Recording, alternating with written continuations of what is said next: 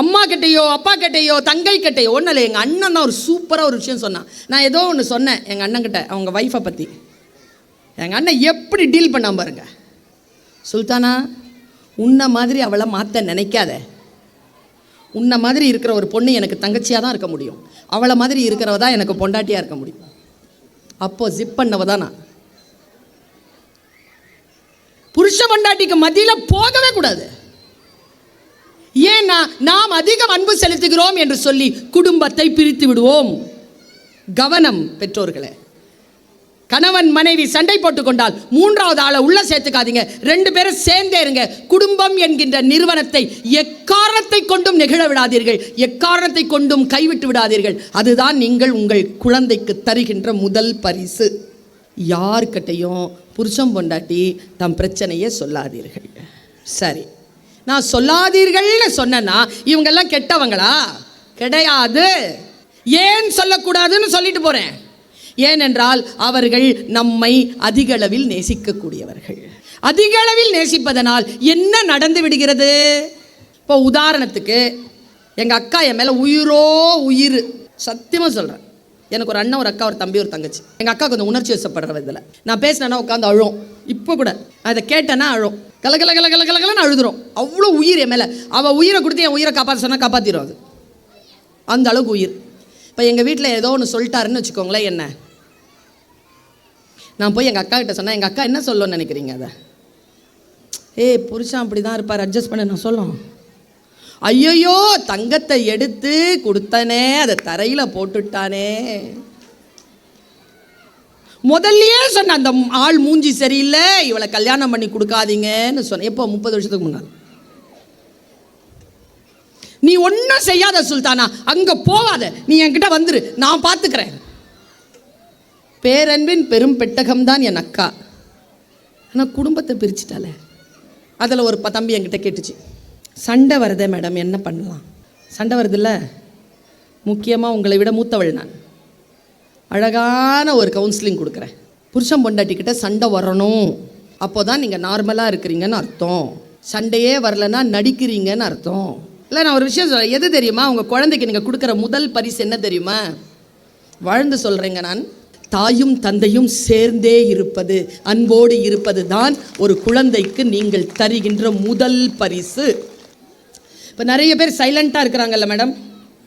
அம்மா அப்பாவும் சேர்ந்தே இருக்கணும்னா கைத்தட்டின குரூப்பு ஏன் சைலண்ட் ஆயிடுச்சு தெரியுமா? அது நாத்தனாராக இருக்கும், மச்சனராக இருக்கும், மாமனாராக இருக்கும், மாமியாராக இருக்கும். அதனால தான் சைலண்ட் ஆயிடுச்சு. என்னன்னா, நமக்கு ஏதாவது பிரச்சனை வந்தால் நம்ம வக்கீல், அடுத்தவங்களுக்கு பிரச்சனை ஆச்சுன்னா ஜட்ஜு, உடனே தீர்ப்பு எழுதிடும். நமக்குன்னா வாதாடி ஜெயிப்போம், அடுத்தவங்களுக்குன்னா வாதாடி ஜெயிக்க மாட்டோம், உடனே தீர்ப்பு எழுதிடுவோம். நான் சொல்கிறேன், 2வது பரிசு சொல்லவா? கோச்சிக்கிட்டா கோச்சிக்கோங்க. உண்மையாக இருந்தால் நீங்கள் எனக்கு ஆதரவு கொடுக்கணும்.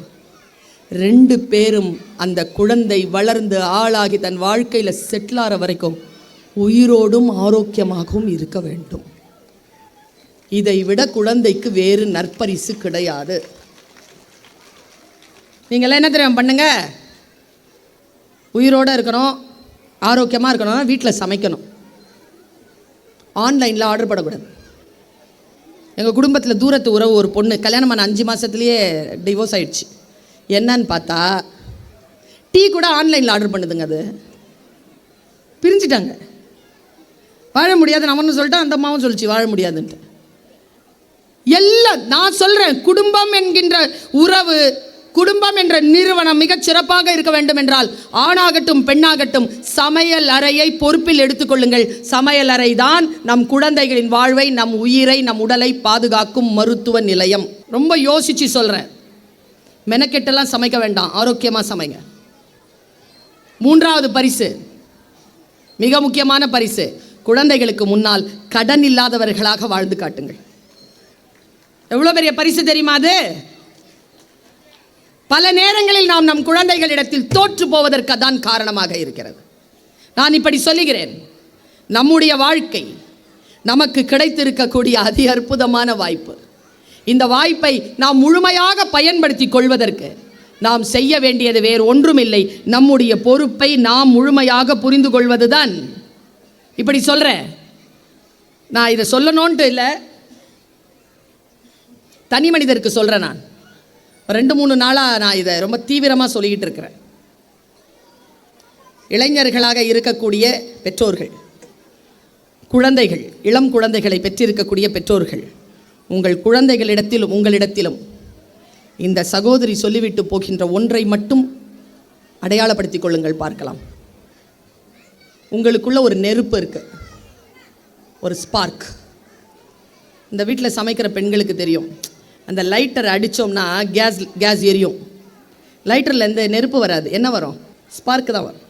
அது என்ன பண்ண உடனே கேஸை ஃபுல்லாக பற்ற வைக்கும். அந்த ஸ்பார்க் ஒன்று இருக்க உள்ள. எனக்கு ஒரு விஷயம் புரியறதில்லை, இங்கே 90 கிட்ஸ் யாராவது இருக்கீங்களா? 90 கிட்ஸ் கை தூக்குங்க, சும்மா தூக்குங்க. உங்கள் எல்லாருக்கிட்டையும் ஒரு கேள்வி கேட்குறேன். 37 வயசு ஆயிடுச்சுல்ல, இன்னும் என்ன கிட்ஸ்? 2K kids. 25 வயசு ஆயிடுச்சுல்ல உனக்கு, அப்புறம் என்ன கிட்ஸ்? வளர்றதே இல்லை, பொறுப்பு எடுத்துக்கிறதே இல்லை. நான் சொல்லட்டுமா, இந்த 2K இருக்கிறீங்கல்ல, உங்களை தூக்கி சாப்பிட்றதுக்கு வந்துருச்சா ஜெனரேஷன் Z, ஜென்சியை பார்த்து சொல்கிறேன், உங்களை தூக்கி சாப்பிட்றதுக்கு வந்துருச்சு. 2010 பிறந்தது, இப்போ 10th எழுத போகுது. Generation alpha. அந்த ஆல்ஃபாவை தூக்கி சாப்பிட்றதுக்கு 2025 ஜனவரியில் பிறந்துருச்சு ஜெனரேஷன் பீட்டா. ஒன்று அப்படி நெருப்பாக வளர்ந்துட்டு இருக்குதுங்க. இன்னும் நீங்கள் கிட்ஸு. நான் சொல்கிறேன் பாருங்க, ஒரு அண்ணன் கை தூக்கும் போது தான் திக்குன்னு பத்திக்கிட்டு கோவம் வந்துட்டு நான் சொல்கிறேன். என்னுடைய ஸ்பார்க் என்னன்றதை நான் கண்டுபிடிச்சிட்டேன். ஸ்பார்க் தமிழ். நான் நல்ல ஸ்போர்ட்ஸ் ஆடுவேன், நல்ல கலை நிகழ்ச்சிகள் செய்வேன், நல்லா பாடுவேன், நல்லா ஆடுவேன், கபடி ஆடுவேன், ரன்னர். நான் march past award president Shankar Dayal Sharma சார்கிட்டே வாங்கியிருக்கேன். 1992 ராஜ்பாத்தில் நடந்து டெல்லியில் ஆர்டி பரேடில் I was a right marker for my battalion. ஆனால் அதெல்லாம் என் ஸ்பார்க் இல்லை, அதெல்லாம் என்னை நானே கண்டுபிடித்துக் கொள்வதற்காக நான் போட்டு புடம் எடுக்கப்பட்ட நெருப்பு. ஆனால் நெருப்பு அது வெளியில தான் இருந்தது. எனக்குள் கிளர்ந்தெழுந்த நெருப்பு எதுனா தமிழ். தமிழை பிடிச்சிக்கிட்டேங்க, நான் உள்ள என் நெருப்பை பிடிச்சிக்கிட்டேன். இல்லைனா வருமா? முதலமைச்சர் கிட்ட அந்த பணியாணை வருமா? தமிழ் வளர்ச்சி துறைக்கு கீழே இருக்கக்கூடிய அந்த சங்கத்திற்கு, நீ உலக தமிழ் சங்கத்திற்கு வா பொறுப்பேடுன்னு சொல்லி வருமா?